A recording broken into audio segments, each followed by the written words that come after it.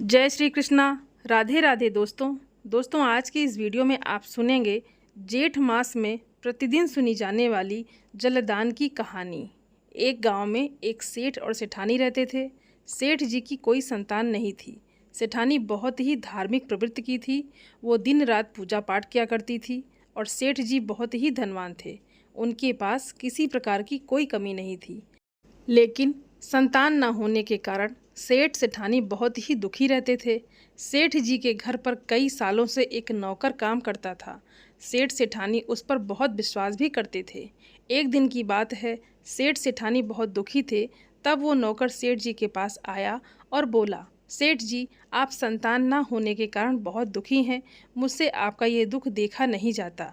मैं एक संत महात्मा को जानता हूँ, वो बहुत ज्ञानी है। वो संत आपकी समस्या का हल जरूर निकाल देंगे।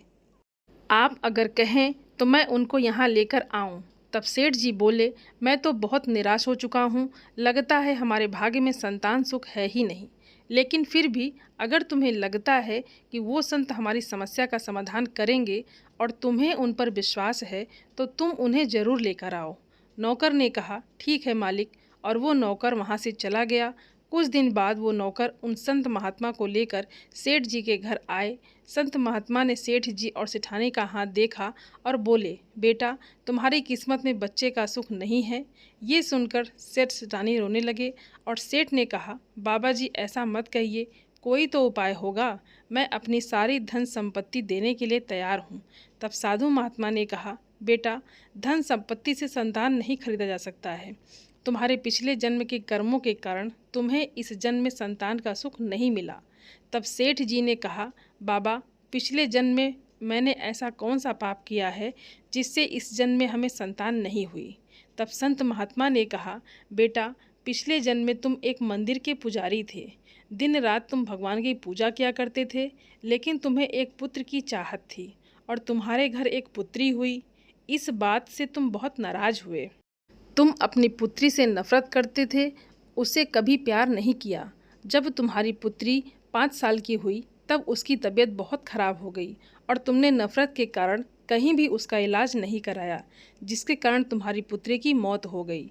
दिन रात भगवान की पूजा करने के कारण तुम्हें दौलत तो मिल गई, लेकिन पुत्र की चाह में तुम्हें कन्या की हत्या का दोष लग गया, जिस कारण इस जन्म में तुम्हारी कोई संतान नहीं है।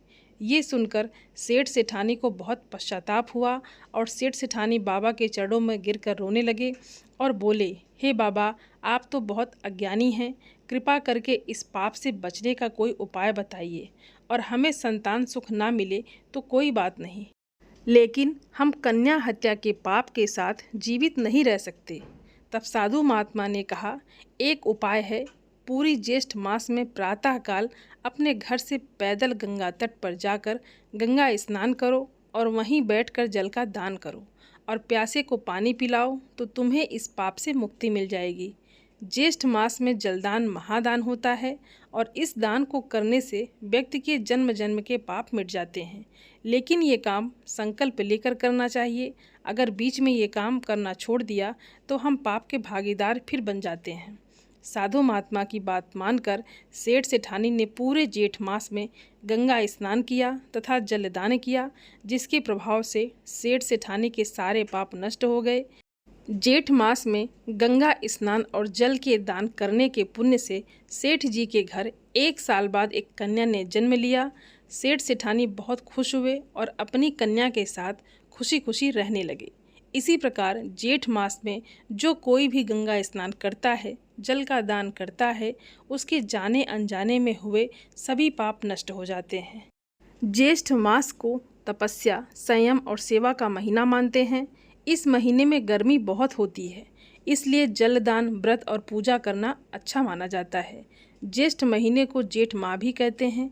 इस महीने में सूर्य देव और वरुण देव की पूजा करने से बहुत ही अधिक लाभ मिलता है और ज्येष्ठ महीने में दान पुण्य करना बहुत ही अच्छा माना जाता है। ऐसा माना जाता है कि इस महीने में दान करने से भगवान हनुमान और सूर्य देव खुश होते हैं।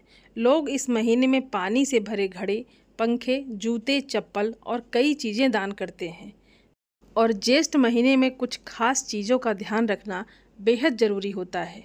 ज्येष्ठ के महीने में मसालेदार चीज़ों का सेवन नहीं करना चाहिए। दिन में एक बार भोजन करने का प्रयास करना चाहिए। लहसुन और राई जैसी गर्म चीज़ों से भी दूर रहना चाहिए। बैगन और मूली का प्रयोग भी नहीं करना चाहिए, क्योंकि इसका सेवन करना संतान के लिए अच्छा नहीं होता है। इन बातों का ध्यान रखकर आप ज्येष्ठ महीने को अच्छे से बिता सकते हैं। दोस्तों, उम्मीद करती हूँ ये वीडियो आप सभी लोगों को बहुत अच्छी लगी होगी और आप सभी सनातनी भाई बहनों से मेरा विनम्र निवेदन है, मेरे चैनल को सब्सक्राइब ज़रूर कर लें और वीडियो को लाइक और अपने फैमिली फ्रेंड के साथ शेयर ज़रूर करें। आप सभी को जय श्रीमन नारायण। धन्यवाद दोस्तों।